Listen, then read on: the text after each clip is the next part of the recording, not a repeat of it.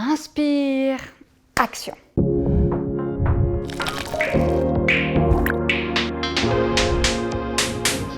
Aujourd'hui, on vous parle des petites habitudes de consommation alimentaire quotidienne qu'on n'interroge jamais. Parce que dans un contexte de résilience et d'autonomie, bon courage pour faire pousser votre café chez vous. Puis le thé de fin d'après-midi pour passer en mode relax n'est pas non plus sans impact, pas plus que le bilan carbone du chocolat. Alors, c'est si grave, Doc ? Chaque seconde, 255 kg de café sont consommés dans le monde. La question de l'impact de sa culture mérite donc à coup sûr d'être posée. Pareil pour celle du chocolat et du thé qui sont des produits tout autant appréciés par la majorité de la population. Or, ces produits ont un bilan carbone assez élevé. Thé ou café simple en ne faisant bouillir que la quantité d'eau nécessaire, 21 g de CO2. Thé ou café avec un nuage de lait en ne faisant bouillir que la quantité d'eau nécessaire, 53 g de CO2. Thé ou café avec un nuage de lait en faisant bouillir le double de la quantité d'eau nécessaire, 71 g de CO2. Grand cappuccino, 235 g de CO2. Grand latte, 340 g de CO2. Mais pourquoi donc ? Plusieurs facteurs entrent en jeu. Loin d'un objectif de culpabilisation, voici un petit aperçu des réalités qui se cachent derrière ces délices pour pouvoir adapter notre consommation en toute connaissance de cause. Première en ligne de mire, la production de ces aliments en commençant par leur culture à proprement parler.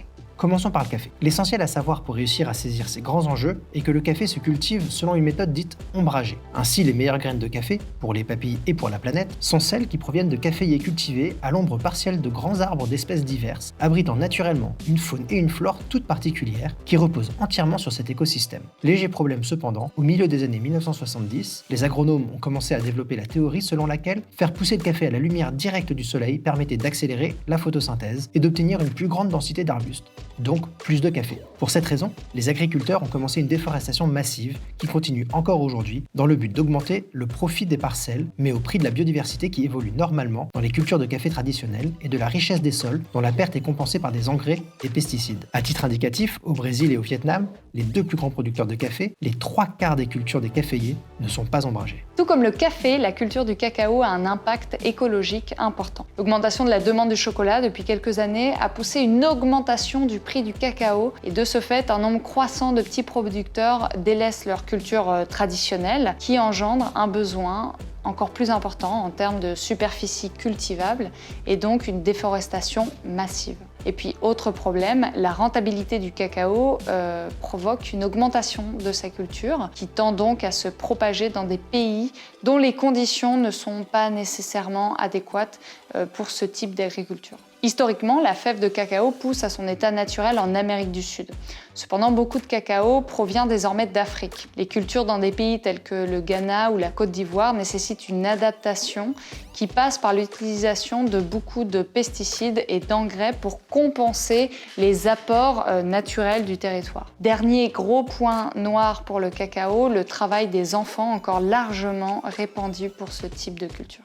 Le thé est une culture moins polluante que les deux précédentes. Cela vient du fait qu'il ne nécessite pas l'arrachage complet des plants, mais simplement la récolte des feuilles sur les quelques centimètres les plus hauts. Un plant de thé peut être commercialement viable durant un siècle. Toutefois, et cela est aussi bien valable pour le thé que pour le chocolat et le café, cette culture reste localisée dans des pays très lointains de l'Europe, ce qui implique que le calcul du coût complet doit prendre en compte le trajet, qui est comme souvent une part importante de l'empreinte carbone de ces produits. Au-delà de sa culture à proprement parler, le café n'est pas sans impact pour la santé de la planète à travers d'autres aspects et surtout son packaging.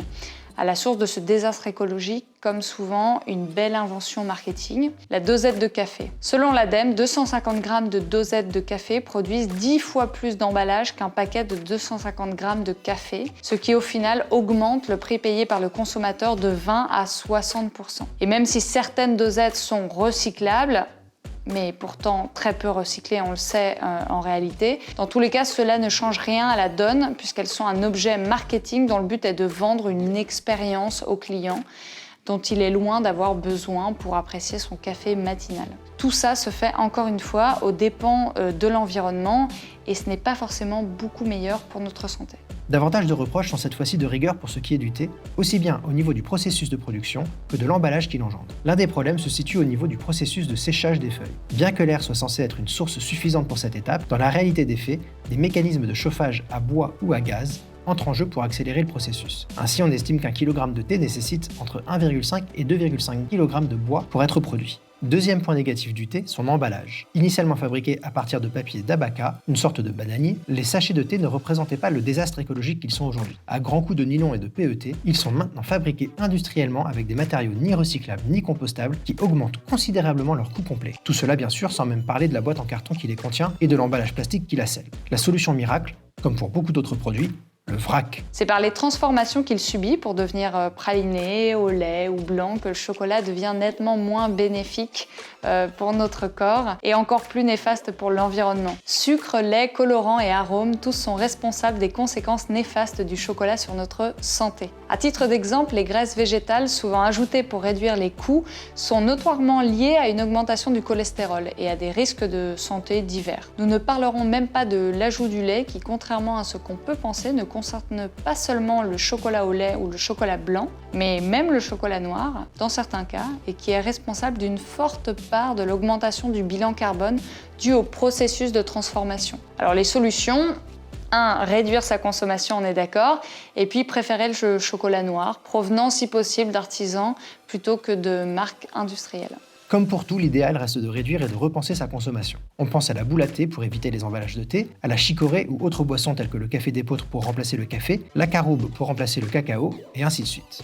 À la lumière de ces quelques données, l'objectif n'est pas non plus de se culpabiliser pour notre tasse de café quotidienne, ou même nos 2 ou 3 parfois, mais d'aiguiser notre esprit critique et de pouvoir repenser notre consommation en accord avec la réalité de nos principes. Et franchement, on peut faire sans, il y a pire dans la vie. 1.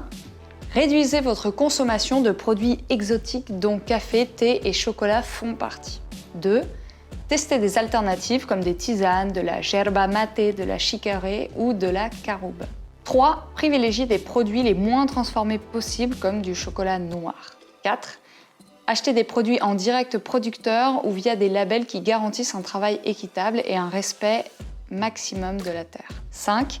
Ne vous frustrez pas non plus juste pour l'éthique ou l'écologie, mais pensez à votre santé. Merci d'avoir regardé cette vidéo avec un bon thé, café, chocolat chaud avec vous. En tout cas, il y a plein d'alternatives, sans se frustrer, sans tabou, en essayant d'exercer son esprit critique. Évidemment que c'est pas le pire, on a beaucoup d'autres choses à s'attaquer pour que la société tourne un peu plus rond, mais c'est pas parce qu'on peut pas tout faire qu'on ne doit rien faire. Alors merci de votre soutien, on espère que vous êtes de plus en plus nombreux à apprécier ces vidéos et puis à nous suivre sur les différents réseaux sociaux. On passera des petites stories d'ailleurs à ce sujet sur Instagram et à bientôt.